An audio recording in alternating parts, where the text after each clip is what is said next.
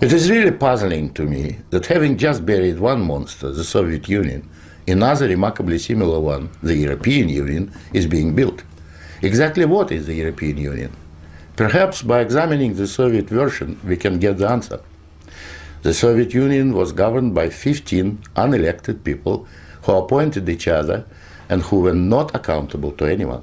The European Union is governed by 24 people who appoint each other, meet in secret, and are not accountable to anyone, and whom we cannot sack.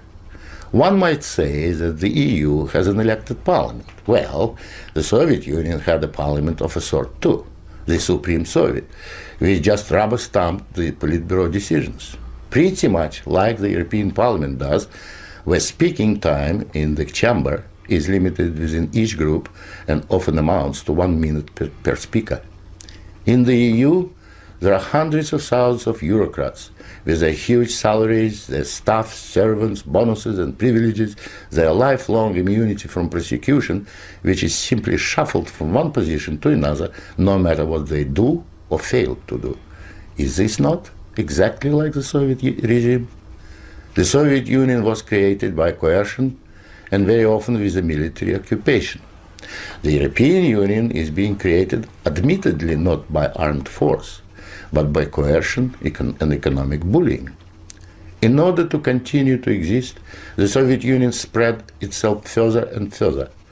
The moment it stopped spreading, it started collapsing. And I suspect the same is true of the European Union.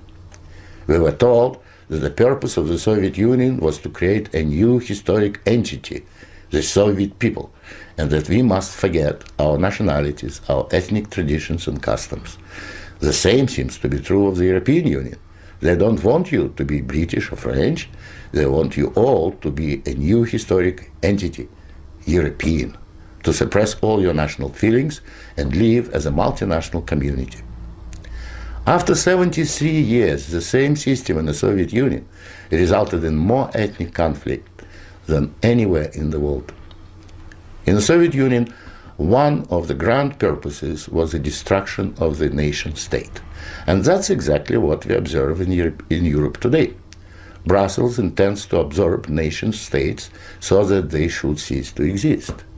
Corruption was built into the Soviet system from top down, and so it is in the EU.